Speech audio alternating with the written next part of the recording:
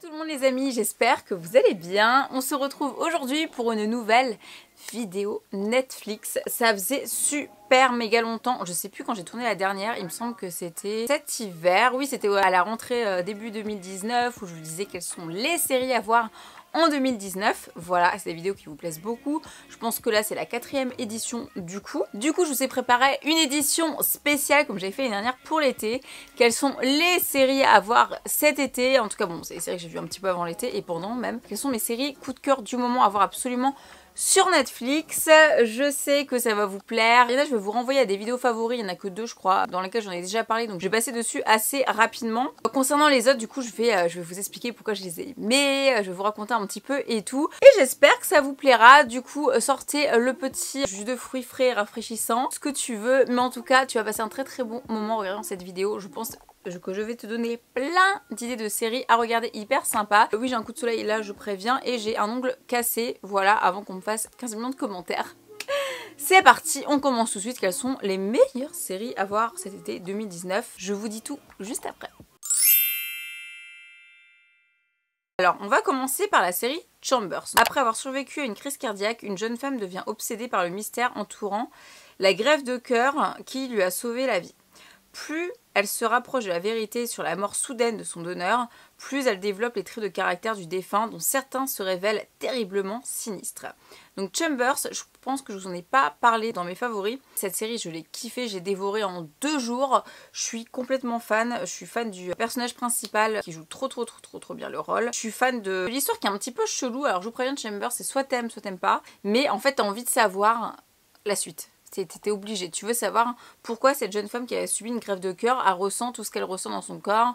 Tu vas très vite apprendre dans la série qu'en fait la greffe du cœur, ça va la rapprocher en fait de la famille qui a fait le don du cœur. Donc effectivement elle va apprendre la vérité sur la mort de la personne qui a une mort assez spéciale, hein. D'ailleurs on voit ça à la fin, hein. On découvre, c'est pour ça on veut savoir ce qui se passe dans tous les épisodes, comment la personne est décédée, pourquoi elle ressent tout ça et tout. D'ailleurs moi j'y crois vachement à ces trucs de greffe. Enfin, les gens qui donnent leurs organes et tout. Je suis persuadée qu'il y a encore un truc qui vit en la personne. Vaut mieux pas trop penser à ça parce que tu peux vite te faire des psychos dans la tête et tout machin. Mais déjà, il faut remercier les gens qui vous ont fait des dons pareils dans la vie. En fait, ça part totalement en cacahuète. Alors, c'est ça que je vous dis, hein, soit t'aimes pas. Parce qu'en fait, ça part un peu dans le surnaturel cette série. À tel point que moi, je l'ai regardée les lumières allumées. C'est très rare que j'allume les lumières. Je suis assez résistante quand même. J'étais vraiment pas bien. Ça fait hyper flipper. Il y a des séances qui font très peur. Je vous conseille d'allumer vos lumières. En tout cas, c'est une série qui est très sympa. Il y a qu'une saison. Normalement, il y aura une saison 2 parce que la logique voudrait qu'il y ait une saison 2, parce que vu comment se finit la saison 1, t'es obligé de vouloir savoir la suite. Donc voilà, c'est un peu une série un peu surnaturelle, ce qui est criminel, surnaturel, et voilà, beaucoup de mystères, tu as beaucoup de réponses à la fin. Donc voilà, je vous laisse aller voir ça, c'est très sympa, en plus ça se regarde très vite, une saison je vous jure, en 2 jours c'est fini. The Society, j'ai kiffé, méga kiffé cette série, pareil je l'ai fumé en 2 jours, il n'y a qu'une saison pour le moment, j'ai hâte qu'il y ait une 2e saison parce que la fin m'a laissé genre... Déjà, j'ai pas compris la fin. Bref, cette série, petit résumé, donc pareil, c'est une série US. Des adolescents sont mystérieusement transportés sans laisser de traces vers un fac-similé de leur riche ville de la Nouvelle-Angleterre. Afin de revenir dans leur vraie ville, mais aussi pour survivre, des alliances vont devoir s'établir au plus vite. C'est des jeunes qui partent voilà, en car et tout machin en voyage, et il y a un souci avec le bus, ils reviennent et là, plus de parents, plus personne dans la ville. Donc là, c'est comment vous dire, vous laissez des adolescents dans une ville où il n'y a plus de loi, il n'y a plus rien, bah là c'est on dévalise tous les magasins, la bouffe, c'est assez hard hein, quand même. Il n'y a plus de loi, il n'y a plus de loi, il n'y a plus de règles, c'est pour ça que tu te dis, ah c'est pour ça que ça sert à ça la justice. Heureusement qu'il y a des règles dans la vie parce que sinon c'est très compliqué. Du coup, ces adolescents ils vont vraiment se retrouver livrés à eux-mêmes et ils vont devoir établir des règles. Bien sûr ça va pas plaire à tout le monde, il va falloir avoir des dominants pour établir ces règles, il y a des dominés aussi. Déjà premièrement ils vont rechercher la cause à côté de pourquoi ils se sont retrouvés dans cette ville vide, où sont les parents, où est le reste de la population, sachant qu'ils n'arrivent même pas à sortir en fait de la ville parce que c'est la forêt et dans la forêt il se passe plein de trucs où ils se font tuer et tout machin, donc c'est très compliqué. Vous allez voir qu'il y a beaucoup de couples qui vont se former, de couples qui étaient déjà formés qui vont se déformer. J'étais à fond dans l'histoire de un peu tous les couples et tout machin. Il y a aussi des gros psychopathes dont un dans cette série qui me fait flipper. Voilà, j'adore le personnage principal, la fille et sa sœur qui vont un petit peu gérer tout le monde là-dedans. Moi je trouve que c'est une belle histoire aussi d'amitié, de gens qui se connaissent pas mais qui deviennent entre guillemets amis et qui grandissent en fait vite parce que les parents ne sont plus là, donc ils apprennent à grandir très rapidement. Je trouve ça hyper intéressant le développement qu'ils ont dans toute la saison, de l'épisode 1 au dernier. Hyper intéressant. C'est sûr que tu te retrouves comme ça dans une ville où il n'y a plus personne, il n'y a plus que toi, tu veux savoir ce qui s'est passé. D'ailleurs, Je me demande encore ce qui s'est passé parce que t'as pas vraiment la réponse à la fin, donc ça te rend vraiment ouf. Donc ils ont intérêt de faire une saison 2. J'ai vraiment surkiffé cette série. Je crois que j'ai même surkiffé plus que Chambers, même si j'adore les deux. Je vous la conseille vivement, franchement elle est trop cool cette série. Pareil, une saison, 2 jours t'as fini. Si vous aimez tout ce qui est mystère, disparition, je pense que ça peut vachement vous plaire. Autre série, et là je vais passer assez rapidement dessus parce que j'en ai pas dans une vidéo favori et je vous renverrai juste ici. C'est la série Quicksand. C'est une série suédoise que j'ai pareil fumée, je crois qu'il y avait qu'une saison, très rapidement parce qu'elle est trop cool. Donc adapté du roman Rien de plus grand, Quicksand se déroule 9 mois après qu'une fusillade a éclaté dans une école de la banlieue la plus riche de Stockholm. Une étudiante va se retrouver en procès pour meurtre. Donc je vous renvoie à ma vidéo juste là. Je vais pas épiloguer dessus pendant 15 ans parce que j'en parle assez ici. Vous irez directement si vous cliquez sur le lien à la vidéo au moment où j'en parle, vous inquiétez pas. C'est une série que j'ai beaucoup aimé. Tout ce qui est fusillade et tout, c'est encore un truc qui est d'actualité dans les écoles, les tueries et tout machin. Moi à l'époque ça m'avait traumatisé. Je me souviens quand j'étais gamine, la tuerie de, je me souviens plus le nom, super. Et donc ils avaient fait un film juste après. Et en fait, ce qui diffère un peu, c'est que là elle va se retrouver en procès pour meurtre. Elle joue très bien l'actrice. Est-ce que c'est vraiment elle qui a tué tout le monde? C'est justement ça qu'on va essayer de découvrir pendant une saison. C'est hyper intéressant. La fin hyper méga intéressante. Je m'en doutais un peu, mais bon, j'étais quand même pas sûre. Donc je vous conseille quand même cette série qui est très sympa. En plus, ces séries suédoises, je connaissais pas, j'en connais aucune, je crois, j'ai l'impression. Et ils sont plutôt forts les Suédois. Hein. Ça te met dans une ambiance un peu comme chez eux, hein, qui est assez froide. Assez sympathique. Pareil, si vous aimez les séries un petit peu à suspense, meurtrière, tout ça, ça peut vraiment vous plaire. Autre série que j'ai bouffé. J'ai eu beaucoup de vols en avion et tout machin, donc je l'ai regardé voilà, dans tous mes vols. C'est en 4 épisodes. Il y a une saison et c'est terminé en une saison. Ça s'appelle Dans le regard. Donc c'est une série qui raconte des faits réels qui se sont passés dans les années 80. Je voulais les résumer. La série décrit l'affaire de la joggeuse du Central Park, datant de 1989, où une jeune fille est attaquée et violée dans Central Park à New York. 5 jeunes hommes, 4 afro-américains et un hispanique, sont condamnés par un jury lors de 2 procès distincts en 1990 avec un manque de preuves, mais étant forcés à avouer des faits qu'ils n'avaient pas commis, en particulier condamnés coupables à cause d'un racisme présent aux États-Unis, avant que leur déclaration de culpabilité soit annulée en 2002. Une histoire de ouf. Donc dans le regard, ouais, je vous dis en 4 épisodes qui se regardent très vite même si c'est le temps d'un film. Déjà c'est une histoire vraie donc ça m'a beaucoup touchée. Qui te fait pleurer de tout en fait. Pleurer parce que c'est hyper touchant, hyper triste. Ces petits mecs là ils ont subi une injustice, j'ai même pas de mots quoi. Pendant des années enfermés en prison pour un crime qu'ils n'avaient pas commis. Tout ça à cause d'un racisme qui était absolument horrible anti-noir dans les années 80 à New York. Ils sont fait inculper pour un truc qu'ils n'avaient pas commis, même s'ils ont eu des indemnités de compensation financière. Mais non, je m'en fous. Ce qu'ils ont subi, surtout Corée, qui a été mis dans un truc à part. Alors là, le pauvre, mais il m'a fait une peine, mais absolument horrible déjà de base dans le film. Il faut savoir qu'après, il y a une émission avec Oprah Winfrey, que j'ai commencé à regarder sur Netflix, là où il y a les acteurs qui viennent et les vraies personnes. Et là, oh là là, le mec, tu vois, il est complètement... je crois qu'il était pourri de l'intérieur, de tout là. J'ai l'impression qu'il est mort quoi, tellement il a vécu des trucs horribles en prison, dans je sais pas combien de prisons toute sa vie. À un âge où il avait pas le droit d'aller en prison, dans une prison adulte, et il a subi comme jamais. Et il faut que je finisse le documentaire avec Oprah, mais ça m'a fait encore plus de mal. Déjà quand tu regardes la série Netflix, c'était pas bien. Et alors quand tu vois le documentaire, je vous conseille aussi, il fait hyper mal au cœur. Vraiment hyper mal au cœur. Rien que d'en parler, je suis trop pas bien. C'est le truc qui m'a le plus touchée de toute cette vidéo. Je vous conseille vraiment vivement. Parce que c'est un truc qui est encore, on est en 2019 et il y a encore du racisme. Il y a encore plein de gens. D'ailleurs, au moment où je vous parle, il y a un monsieur qui a été, pareil qu'eux, au même moment que c'est sorti sur Netflix. À 82 ans, ils l'ont fait sortir de prison pour un crime qu'il n'avait pas commis. Il y a des gamins qui ont repris l'enquête aux États-Unis parce qu'il y a des groupes comme ça, gratuits, où ils vont reprendre des enquêtes de dossiers qui ont été fermés, classés, où les gens, ils disent jusqu'au bout, je n'ai rien commis. Je n'ai pas commis de meurtre. Et là, ils ont vu que le mec, pareil, était innocent. 60 ans de prison. Non, mais on est où? Pareil, il était noir, voilà. Mais incroyable quoi. Et dans le regard, c'est vraiment horrible parce que vous voyez vraiment... Bon, déjà les acteurs, ils jouent super méga bien. Je me suis même posé à la fin la question si quand les acteurs sont grands, c'est pas les vrais personnages, tellement ils jouaient super bien leur rôle. Vraiment. Tu t'attaches à chaque personnage, chaque famille, chacun c'est des histoires complètement différentes. Mais au final, au même destin à la fin, qui est absolument dramatique. Mais à la fin, j'étais assez étonnée de voir qu'ils s'en sortent, entre guillemets. Mais ça m'a tellement choquée. Moi, j'adore, vous savez que je suis à fond dans tout ce qui est documentaire, un peu criminel, comme ça, les trucs de justice et tout, machin. Et pour ça, j'ai aimé, mais surtout cette histoire de racisme qui m'a tuée. Et qui est encore présente en 2019 quand même. Donc je vous conseille d'aller voir cette série, au moins pour votre culture personnelle. C'est un très bon résumé de cette histoire qui est vraie. Voilà, on termine les séries, parce qu'après j'ai parlé de documentaires et de films, avec What If. Alors pareil, je l'ai fumé en 2-2. Série en plus qui est avec Renée Zellweger, je ne l'ai pas reconnue comme as. Genre, c'est plus Bridget Jones du tout. Hein. Je l'ai pas reconnue après un coup de vieux et de botox assez violent. Très bonne série.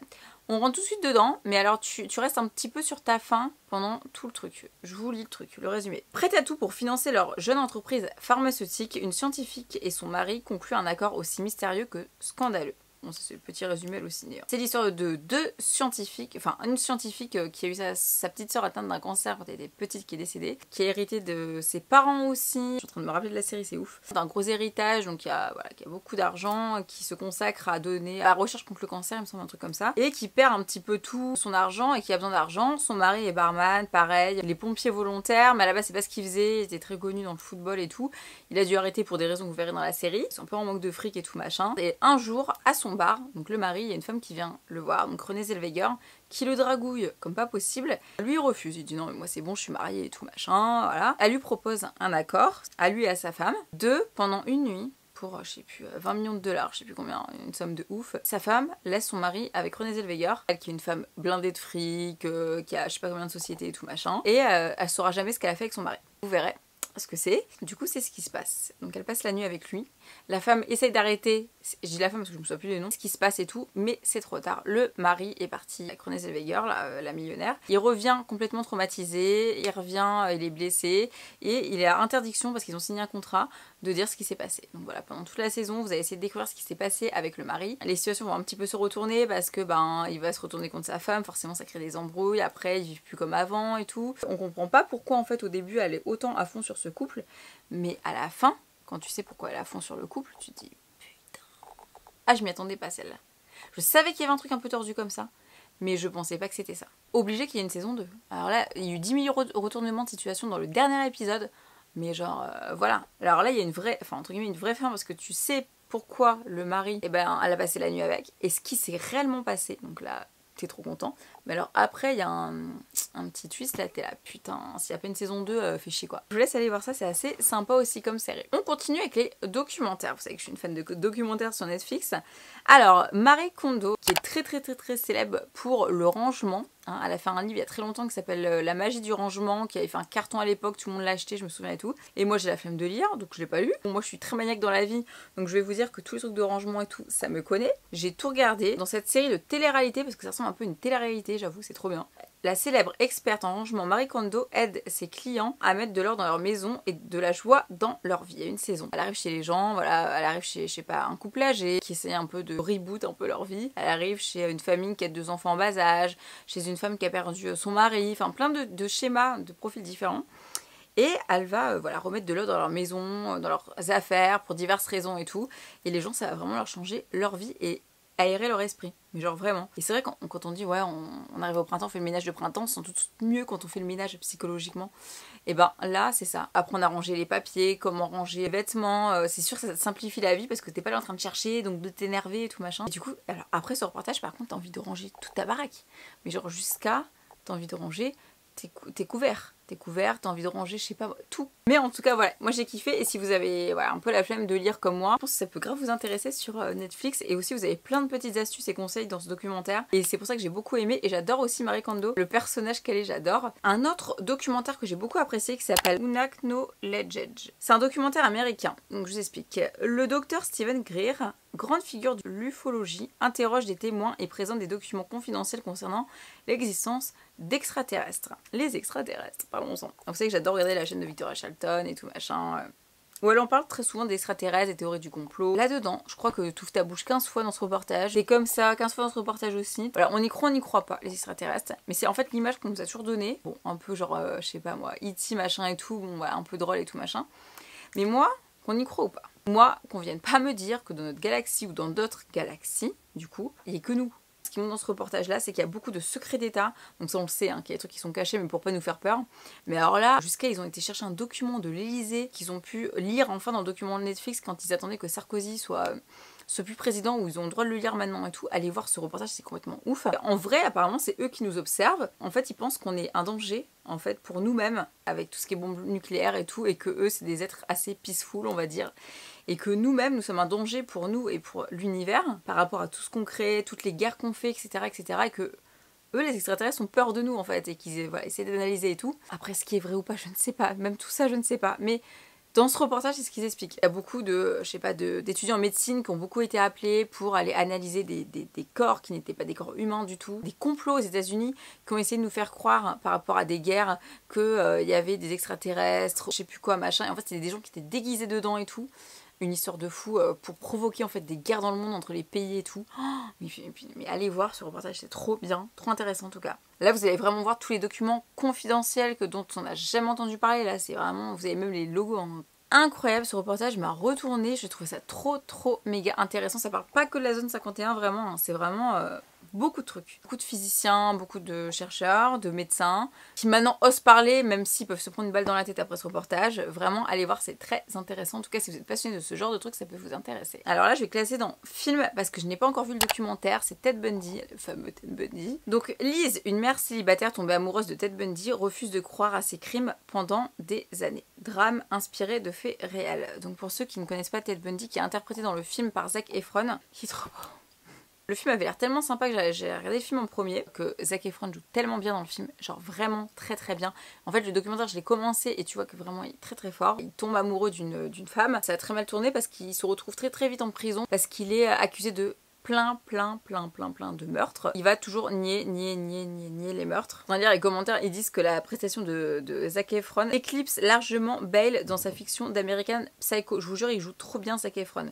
C'est vraiment le portrait d'un psychopathe de ouf. Donc le mec, il va quand même jusqu'à dégager son avocat et tout machin pour se mettre lui-même avocat dans le film. Enfin, c'est complètement ouf. Et ce qui est fou en fait, c'est que le mec, c'est le parfait mari. Elle, en plus, quand elle le rencontre, elle a déjà un enfant et tout machin. Il est adorable avec le gosse. What the fuck, cette double personnalité du mec. La journée, il est avec sa femme, en mode tout va bien et tout, et pendant longtemps en plus. Et le soir, il va commettre des crimes mais atroces. Il va chercher à tuer, et souvent, je crois même, le trois quarts du temps, c'est des hommes. Il va les violer, il va les tuer. Après, bon, tu connais un peu le passé qu'il a eu. Quand tu connais le passé qu'il a eu, je dis pas que ça explique, hein. Non, c'est pas normal de faire ça.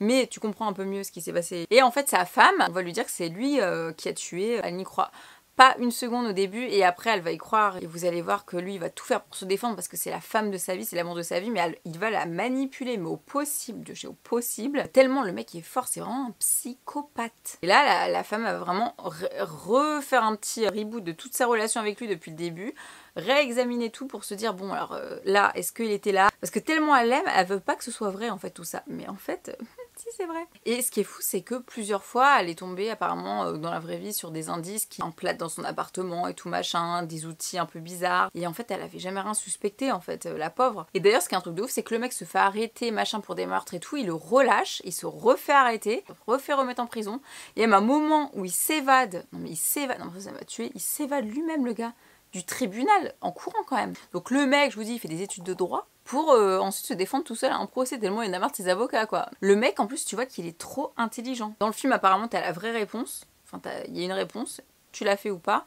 Dans la vraie vie apparemment elle a toujours cherché à savoir s'il l'avait fait ou non. Donc je vous conseille vivement ce petit documentaire, enfin ce petit film, et le documentaire aussi que je vais finir. Ça relie un petit peu Ted Bundy, il me semble que je vous en ai parlé dans une vidéo pareil que je vous mettrai juste là, du coup je vais être assez rapide. C'est la série Dirty John. Ignorant les craintes de sa famille, Debra Newell, architecte d'intérieur aisée de Newport Beach, se jette à corps perdu dans une histoire d'amour avec John Meehan. Donc pareil que Ted Bundy, c'est une histoire vraie.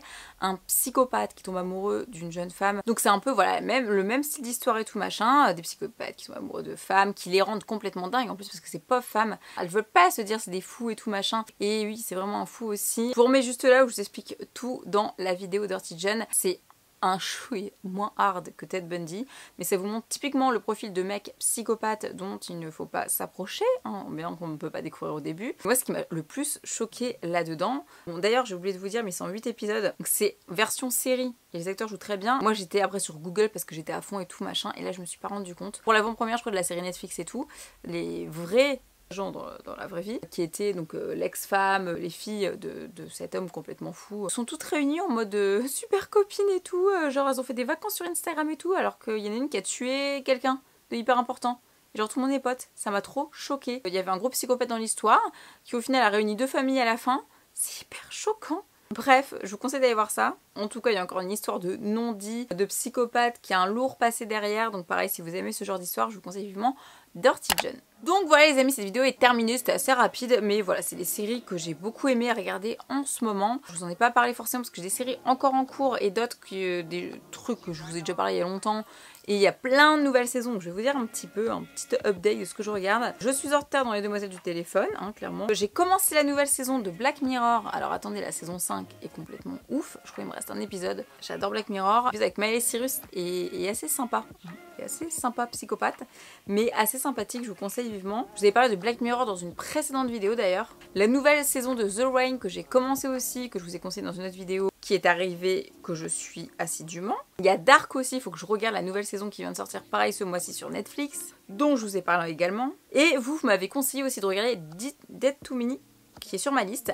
Stranger Things qui arrive, qui reprend là cette semaine, trop hâte. D'ailleurs je suis invitée à l'avant-première avec Netflix dans 2 jours, donc j'ai trop hâte, donc cette vidéo sera après, donc il y aura peut-être une photo ici. Les 100, je suis vraiment en retard, donc il me reste une saison. Reine du Sud, il y a des nouveaux épisodes, il me reste une saison. Orange is the New Black reprend très bientôt. Donc voilà, après j'ai un peu délesté, genre je vous avouerai Riverdale, Dynasty, Walking Dead. Je suis beaucoup série quand même, je suis assez documentaire dans cette vidéo, voilà, j'aime beaucoup, donc c'est un petit update de ce que je regarde en ce moment. Donc il y a beaucoup de nouvelles séries, pour ceux qui n'avaient pas vu mes vidéos favoris et qui arrivent sur cette vidéo là, plus qu'à cliquer sur les autres liens, vous avez directement les petits résumés que j'ai pas fait. Bon en tout cas j'espère que cette vidéo vous aura plu les amis, n'hésitez pas à me laisser un petit commentaire et à liker cette vidéo si elle vous a plu, dites-moi quelle série aussi vous regardez en ce moment. Je vous mettrai en barre d'infos les 3 précédentes vidéos que j'ai tournées, parce qu'à chaque fois vous me dites oui mais il y a ça, t'as pas regardé Boubou. Les 3/4 des séries que vous me dites, je les ai déjà regardées parce que vous connaissez un peu mes goûts. Regardez les autres vidéos, souvent j'en ai parlé de ces séries là. Hâte de voir vos commentaires, de voir ce que vous me conseillez en tant que documentaire, vous savez ce que j'aime maintenant. Vous pouvez me conseiller aussi des films, parce que j'aime beaucoup aussi les films. J'ai regardé Last Summer, il est nul, mais alors il est nul, il m'a déçu. Je suis trop triste, j'ai vu dans l'avion. Je regarde les films aussi beaucoup les séries, donc voilà, ça change Netflix, ça sort tous les 5 secondes. J'espère que je vous aurai un petit peu inspiré dans cette vidéo sur les meilleures séries à regarder ou pas en ce moment. Et comme je sais que c'est votre vidéo préférée, 2 fois par an, peut-être 3 fois. Si vous avez des idées de vidéos, ça sera un plaisir. Sur ce, n'hésitez pas à partager cette vidéo aussi à vos potes, à votre famille, à votre frère, à votre soeur, à votre mec, à votre copine, à votre cousine, à votre mère, votre père. Bref, à tous les gens que ça pourrait intéresser, s'ils n'ont pas d'idée de série à regarder, vous faites partager, envoyer, copier le lien de la vidéo. Ça pourra leur donner des idées, surtout c'est des trucs assez récents. Donc voilà, j'espère que ça vous a plu. Je vous fais des très gros bisous les amis. Bonne série, bon film, bon documentaire. On se retrouve très bientôt pour une prochaine vidéo.